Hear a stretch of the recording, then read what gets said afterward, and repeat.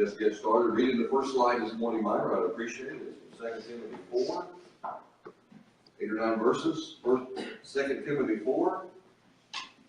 This is Paul writing. Remember, Paul's in prison. He's in jail in a Roman prison, and it's not like a easy assignment. He's looking at possibly the death sentence, and he knows it. As a matter of fact, if you look back at the warnings that he had multiple times from many people as he was heading back to Jerusalem this time, they warned him, please don't go. There's a good chance you're going to die. There's nothing good going to happen. Please don't go. And he said, the Holy Spirit has guided me and directed me to go to Jerusalem. He didn't have a choice. He went knowing good and well that something like this could happen, was probably going to happen, but he trusted God enough to go anyway. If this was God's will for his life, as a one called to take the gospel message to the Gentile world, is there a better place than in the capital seat of the whole Gentile world at that time? Rome.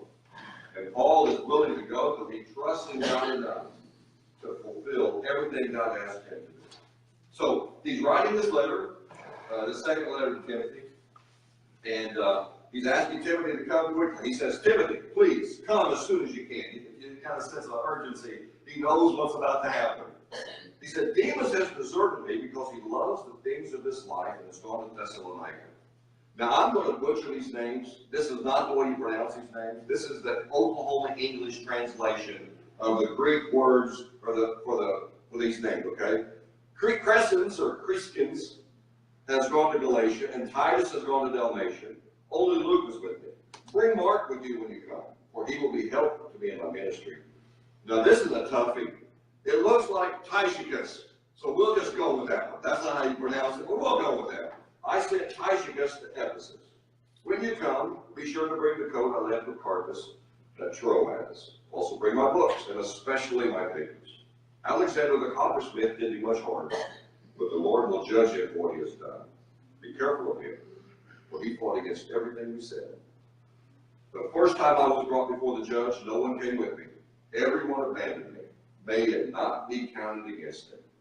But the Lord stood with me and gave me strength so that I might preach the good news in its entirety for all the Gentiles to hear. And he rescued me from certain death. Yes, and the Lord will deliver me from every evil attack and will bring me safely into the heavenly kingdom. All glory to God forever and ever. Amen. Sounds like Paul has put together a pretty good ministry team. He has Crescens in Galatia and Titus in Dalmatia. He has Tychicus in Ephesus. Then he had Demas. I don't know what Demas' assignment was, but apparently he didn't like it. He didn't want to go. Kind of reminds you of Timothy. I mean, not Timothy, but John Mark. And as a matter of fact, Paul asked for Mark. Mark went on a missionary journey with Paul, and he was going into it, and I don't know if he missed home or missed his girlfriend or just didn't make enough money. I don't know what the story was, but he was in the middle of the missionary journey, and he said, I can't do this anymore. I'm going home. And he left. And from that point on, Paul was kind of like, pox on you. I don't want you around me because you're a quitter. You don't fulfill your obligation. You left us high and dry. But here, he's saying, bring him with you, Timothy. Bring him with you. You know what happens when people forgive? They reconnect. Have you ever in ministry done something that needed forgiving? You see, when you're on that side of the ministry team, the lay side, you expect everyone on this side to forgive you quickly.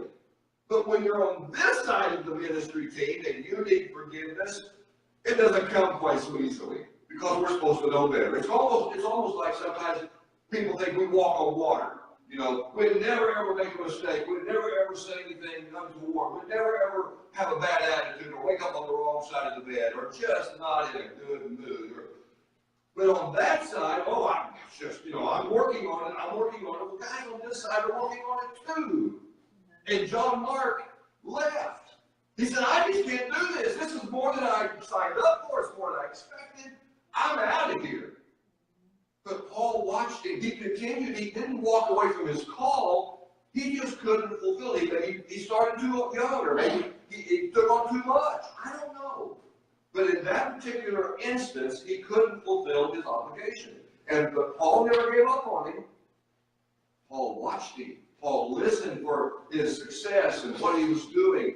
And in the end of Paul's life, when he wanted those he could count on the most, guess who he called for? John Mark. The very one that left him high and dry not too long ago. And he forgave him. See, forgiveness is a big deal. Paul is saying, please come and comfort me in my last few moments. I don't know who you plan on calling on your last days. Probably your children, grandchildren. You want them there. When my dad was dying, Mom asked us, 3 boys, she had nothing to do with our in-laws, her daughters-in-law or her grandchildren, but for a couple of weeks she wanted just us boys, just like it was when we were little. Denny didn't want it. She wanted that. So did Dad. Dad could only say that. He wasn't able to. But Mom wanted us there, so we went home, and there were only 2 guys outside of the family that came to visit Dad. And they spent all afternoon hunting him in his bedroom. Quail hunting with Pooch and Lady and Buck and all the bird dogs and all the times they went to Bonita or they went to Fairland or they went to Wyandotte. They came around Fisher. But they, for hours that afternoon, they just hunted together. Dad wanted his friend, the guys that he lived life with. He trusted it. He put his whole trust in it, and they came and they spent time with Dad. And it was very uncomfortable because Dad was out of it. He was awake and he was aware that he had cancer of the pancreas and his body was filling up with poison and he was a different man than what they knew. And when they left, they both were crying because he was so strong and they relied on him so often, but he wanted his friends and his family together. Oh, who do you want when you're on your last days and you know what's going to happen? Paul wants Timothy, he wants Luke, and he wants one that abandoned him at one time because he has forgiven him and he knows how wonderful it is to be reunited with people. Paul had a good team here. He had a good team. And he sent Crescens to Galatia. Now, consider this, Paul's in prison, facing certain death. And he's worried about the people at Ephesus, and he's worried about the people in Galatia, and he's worried about the people in Dalmatia.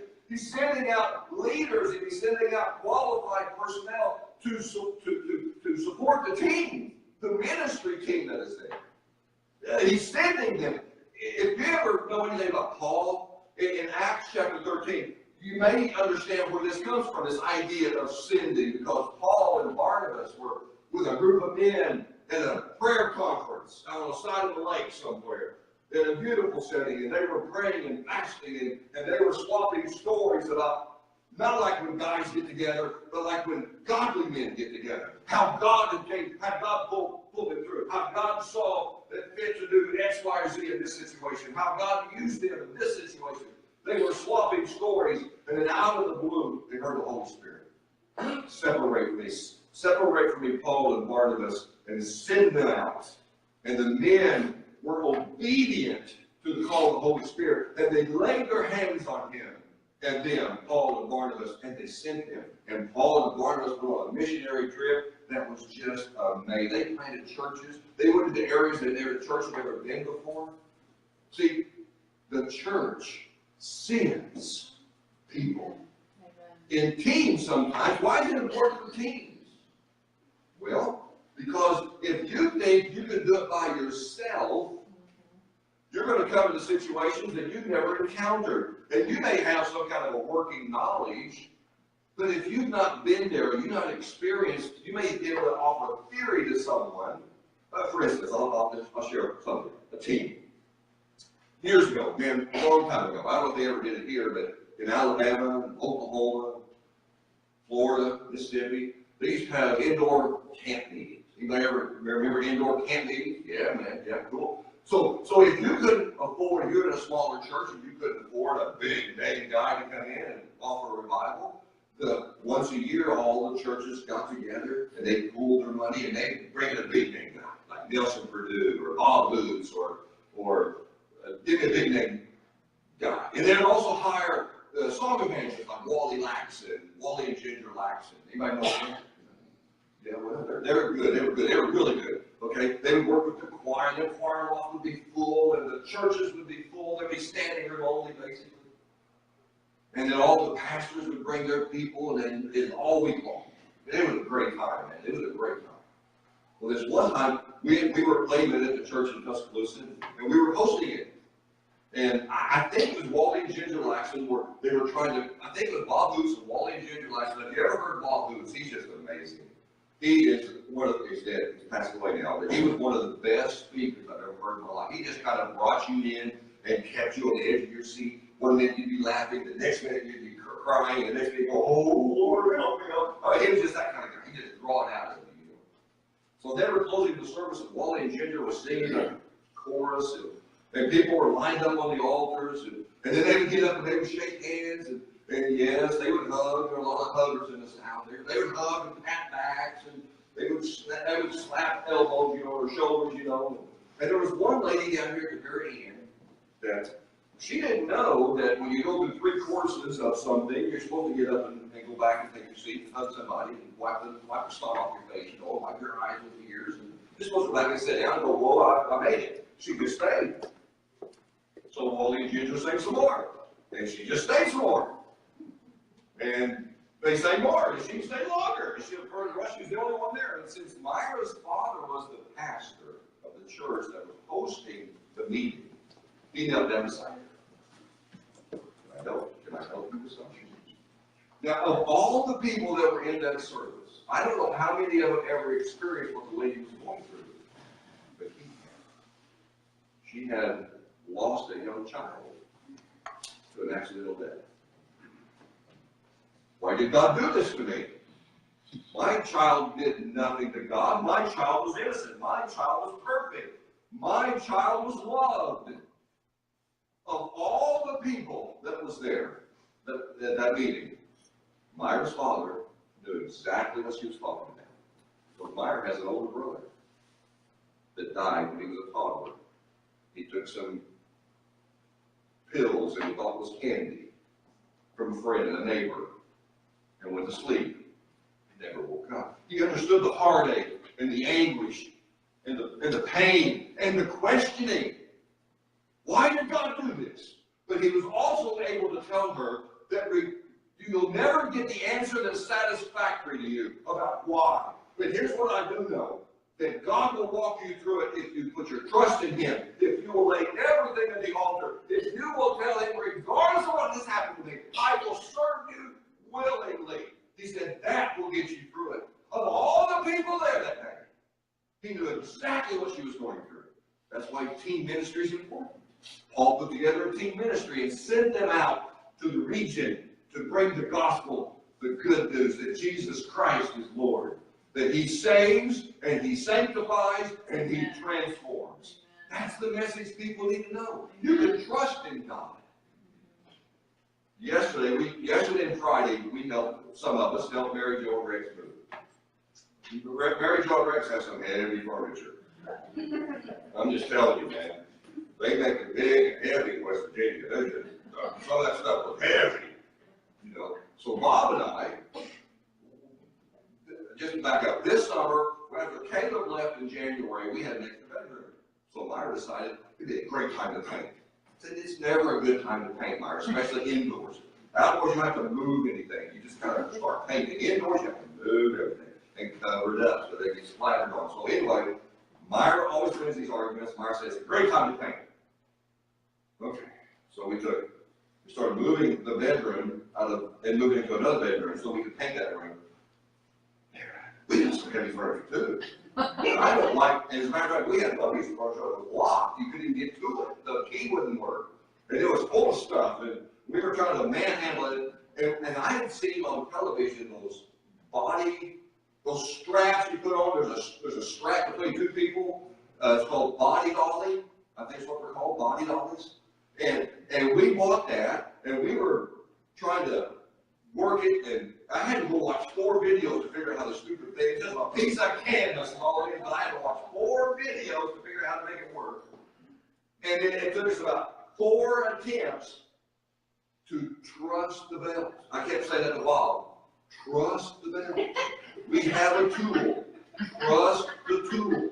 Because here's what you do.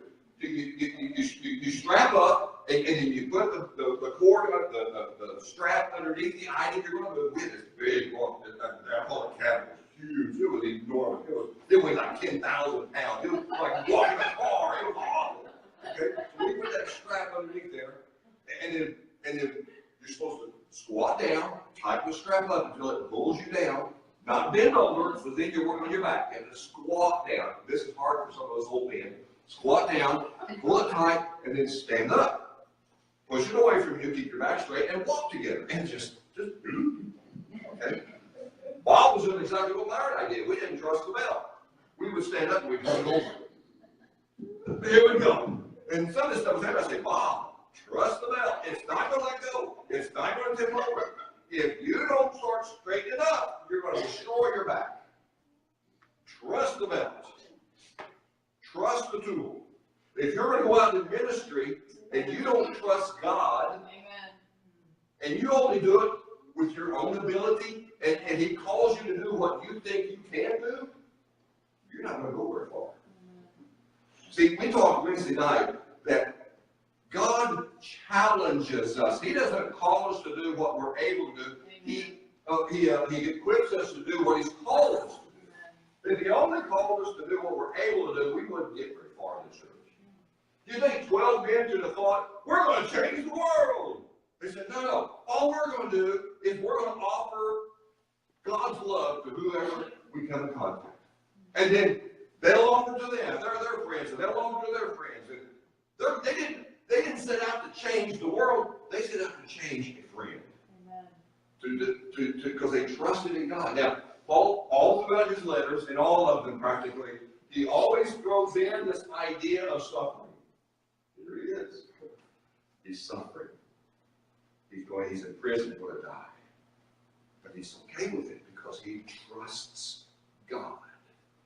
If we can only do what we can do in our own ability, we are the weak link in the ministry. Team concept, I'm speaking.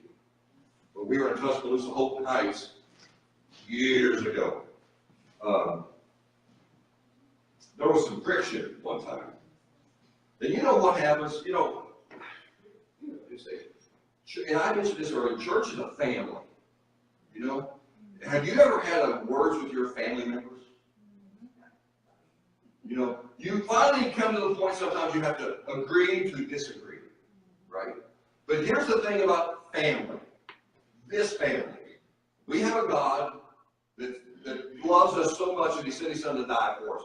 Everything we do is based on that fact, that Jesus Christ died to save us, forgive us our sins, okay? Now, other things we may disagree on how we do it, or when we do it, or what color it should be when we do it, or we may disagree on a lot of things. But ultimately, what really matters is that we learn to get along. We're family. So there was some friction in Holton Heights one time. Myra's father was the pastor. And he subsequently, about a year later, he left. And I was ready to go too, because the friction was part of him leaving. And I was angry at some of those who brought the friction.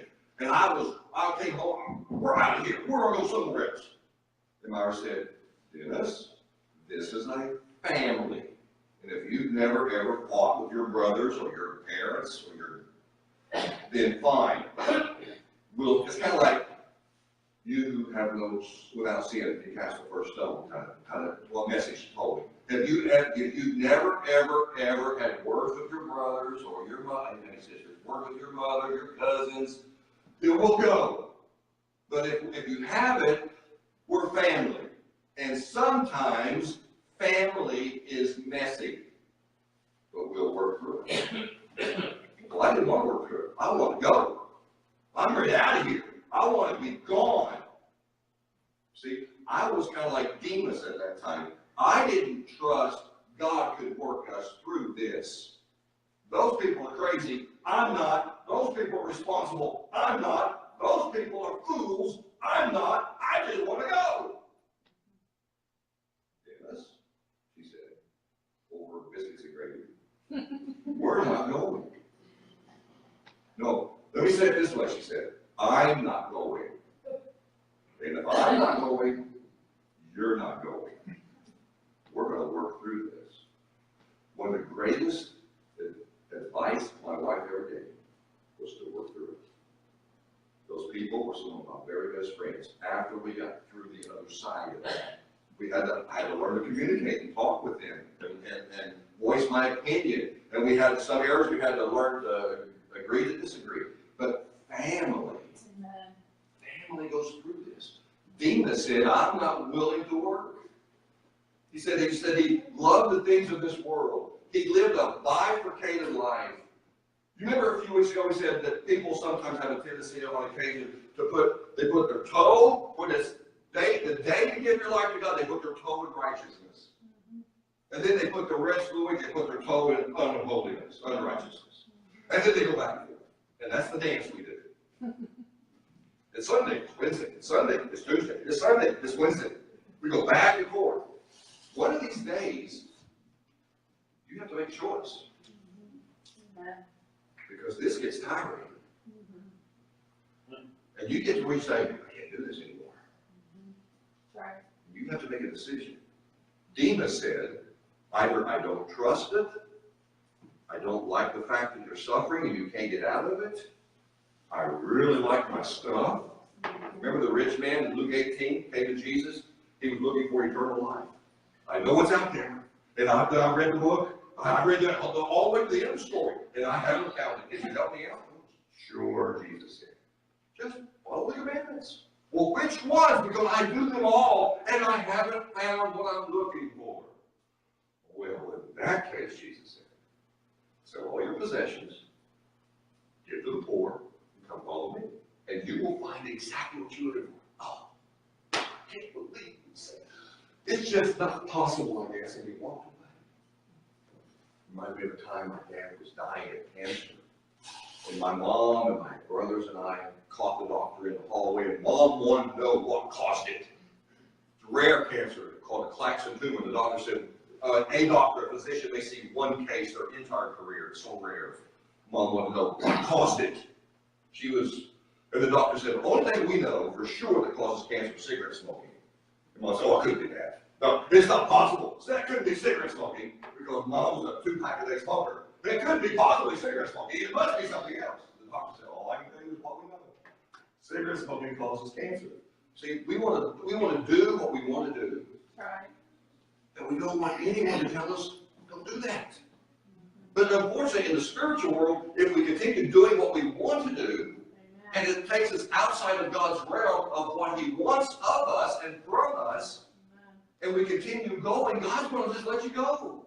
He's not going to wrangle you down or horse, tie a rope around you and tie you to a post and say, that's what the rich young man was looking for. I've followed all the rules and I haven't found it yet. Jesus said, well, there's one rule you haven't even attempted to even question. Follow me. Love. Love the Lord your God with all your heart, your mind, your soul, your strength, and your neighbors, yourself. There is no other commandment. Those two fulfill all the commands. If you do those, you can throw your list away. Ministry is team-oriented because everyone brings something to the team. Myra's dad brought the ability to work through a lady who lost her child inadvertently, unexpectedly, without even a question or even as to why. He was able to help her. Every one of you have something to add to the team. Amen. Every one of you do. And here's what you need to know. God will challenge you. If He only expects you to do what you think you can do, you don't need God. Right. You might as well just go with Demas. God will challenge you. He will enable you to do what He's called you to do. Amen. So therefore, when you go home, and there were days when I was in Russellville. There were days I'd walk down the sidewalk. There's a sidewalk in the church with Harshey, or the house we rented, and I walk down the sidewalk, I leave the church building, I go, I can't believe I'm not coming back. These people are just, I just can't do it. And then the next morning, I wake up and go, let's go do ministry again. And we go right back into it. Myra would somehow bring it out of me. And we all have bad days. Myra would bring it out of me. She'd say, you got to refocus, you got to rethink. We're a family, this. I said, I know we're a family, and I can't leave because I get angry. I know. That's the way it works. Because Paul trusts in God. Amen. Because Paul knows that even if he dies, he fulfilled the calling he had in his life. That he took the gospel message to the very heart, the very epicenter of the Gentile world. And he preached it. And the Lord stood with him. When everyone else left him, the Lord stayed with him. Remember what Jesus said? When the Spirit of God comes, he will give you an answer when you stand before the magistrates. He'll give you the words to say. You may not be able to rehearse them. You may not be able to know them. You may not recall the things that happened. But when you stand before the magistrate and you have to give a voice as to who you are and why you believe what you believe, the Lord, the Holy Spirit will give you the words to say. Amen. Paul was standing there knowing good and well that the people who were listening had the power over his death. His life and death. And he said, that's all right. You're going to get a gospel message today. Because that's what Paul was called to do. And then he said, but the Lord stood with me and gave me strength so that I may preach the good news in his entirety. He didn't hold anything back. He preached every aspect of it. And he rescued me from certain death at that time. And the Lord will deliver me from every evil attack and will bring me safely into his heavenly kingdom. There's going to come a day, folks, and we've talked about it at length other times. There's going to come a day when it's all going to end. And it's all going to be worth it. Individuals like Demas and there are a couple other guys that were mentioned earlier in the chapter, in the book, who walked away. They're going to wish they had never left the Lord. But those of us, those who stay true to what God wants you to do, and continue developing and building the relationship with him and with one another. Oh my goodness. Paul said last week, he gets a reward in heaven. Not just, the crown of righteousness, the crown of glory, but everyone who follows him receives the same righteous crown. Because God loves us that much. I don't know what God's called you to. Maybe he called you. We had a lady in Ruskin. She was kind of difficult to deal with. She was tough. She told me one night after Wednesday night service that she felt called to full-time missionary service when she was a young girl, but she ran from it. And I thought, maybe that's why you're like you are. Maybe it's just because she was tough. I mean, she'd bring you over coals that quick.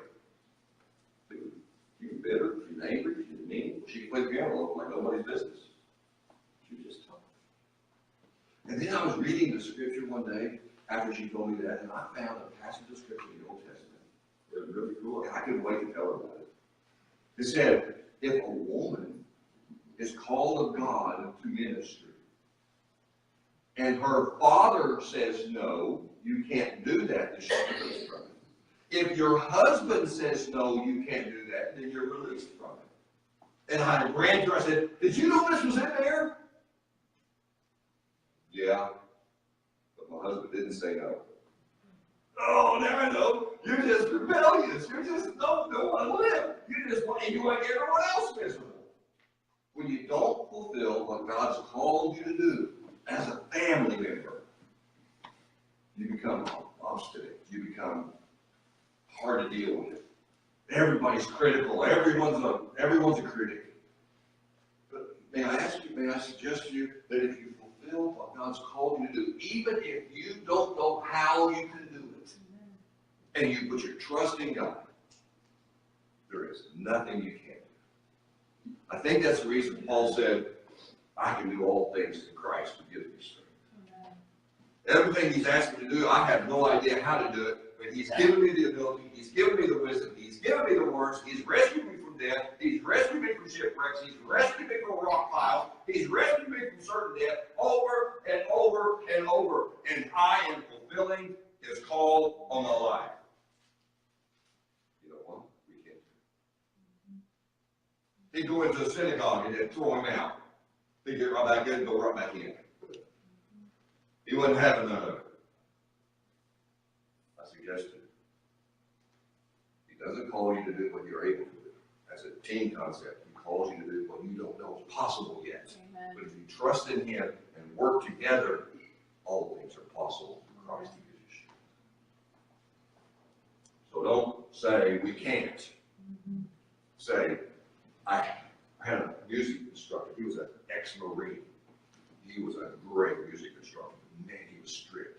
And he refused to allow any of us say, I can't. He would give you some music. I played the trombone. He'd give you music, and you had to go practice. And there was a coming day when he would check you, and you were not able to say, I can't do it. You can say, I didn't practice, I didn't try, I don't want to, which is not good because back then they could paddle you if you didn't want to. I don't want to, I didn't practice, but you could not say, I'm not able. I wouldn't have given you that music if I didn't know you could do it. You can't say, I can't do it. You can say, I didn't practice enough, or I don't care to practice enough, or I don't like band, or I don't love this instrument. You can say any of those things, but you could not say, I can't. If he knew our ability and gave us a challenge, he knew we could do it, or he would have given it to us. God does us the same thing. He knows what you can do, and it's way beyond what you are doing. I suggest all of us is that way. It's way beyond what you are doing for Christ, are doing for the kingdom, are doing for the family. And he's challenging you. Reach out. Grab for the gold. Go for it. Don't stop. Don't let anything stop you. Do what God's called you to do. I'll tell you what. When you get to the other side and you get to cheer and stand and celebrate with someone who has victory over something they didn't think they'd ever possibly ever gain victory, oh, there's nothing like it. But when you stand next to someone or kneel next to somebody on the altar and help them through the most difficult, trying time in their life, there's nothing like it. Or when you're called to a house of a man who is threatening to commit suicide, and you leave after he has accepted Christ as his personal Savior, there's nothing like it. Amen. But I'll tell you what. If you don't accept the challenge and understand that we have all the issues in the family and we have to deal with them, you'll never find what God's called you to do. The Lord loves you. And the foreman was, he used this phrase a lot. If it were easy, anyone could do it. But I've asked you. I loved it when he said that. I didn't like him at all, but I loved it when he said that because he knew what I could do, not what I was doing. That's what God is. What Paul was, the Crescents. And Tychicus, whatever it is. The one that went to Dalmatia, the one that went to Galatia, and the one that went to, but poor old Demas. He said, Paul, I can't do that. Sure you can. No, I can't do that. Not only can I not, I'm not going to. I'm going to go back to easy, and I'm going to go back to what's natural, and I'm going to go back to what I know, because it's me, it's who I am. Let God transform you into what he wants you to be, and you'll never, ever regret it. The Lord loves you. He loves you. I don't think this couple over here ever thought that at this age they'd be moving into an apartment. They've gone through a lot in the last few years. But she's trusting in God for everything she's doing. My hat's off to her. Very gentle race. It's tough. And every once in a while she'll call and just talk. That's what families do. It's okay. And I have no answers for her. I didn't have a lot of her. I know. I know. Can I pray for you? That's all I have to offer sometimes. That's enough. She knows I care. Because we're family. And every one of you, regardless of your age, regardless of your gender, regardless of your abilities or inabilities, have something to add and offer to the kingdom building process. Because we're family. And I'm grateful to be here a part of it. I want you to know that the Lord loves you. And Myra and I love you. We spend time calling out your name. You know, I get a card from some church in Rochester, I think it is. Grace. Where is it? Grace. Okay. Every once in a while, we get a card. They have a prayer team that prays for all the pastors on the district. And I don't know these people. I don't know Matt. But I know that card. I don't have to smell it. You know, when I was in the Navy, I smelled the letters. Ooh, I know who that's from. Ooh, I know who that's from. Ooh, I wonder who that's from. That's a nasty. I don't love that. I don't even hold that. But this card comes in the mailbox. I was like, what nice things are they going to say today that the Lord has brought to them that we can do? Amen.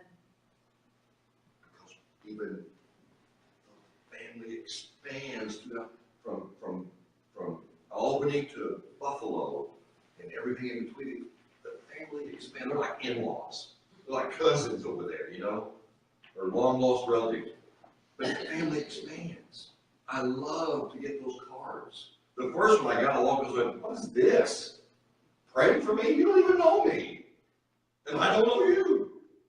But then I got another one a few months later, like, yeah, that's pretty good. And now I have them, I'm saving them. They're in a drawer with my birthday cards for my kids, my Happy Father's Day cards for my kids, because they mean something to me. Amen. And yeah, I know, I should send out cards, but I don't. I don't hug either. I'm not a hugger. But if you want your wrist broken by shaking hands, man, I can do that. But if you want to hug me, I'll hug you back. But don't think I'm going to initiate it, because I'm not. I'm just not a hugger. And I know people who are. And when they come around, I get ready. Okay, the family wants to hug today. We're going to hug, you know. I'm not going to call him out. Right? You know what I'm talking about? The family is important. You can do things that you're not doing. Allow God to challenge you. Where does He want to take you? What does He want you to do for the kingdom building process? The Lord loves you. Heavenly Father, we thank you. We thank you that Paul, as we look back through time, you saw Paul patch up a stance with John Mark. And he wants him there as he is in the process of looking at death in the face. He wants those who mean the most to him. He wants his family. And Lord, we may not always get along. We may not always see eye to eye.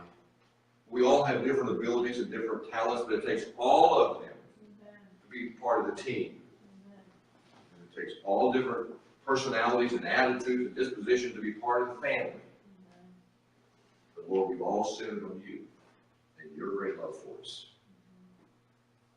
Let us learn to forgive. Let us learn to love. Let us learn to accept the challenge you have for us. And celebrate our victories. In Christ's name. Amen.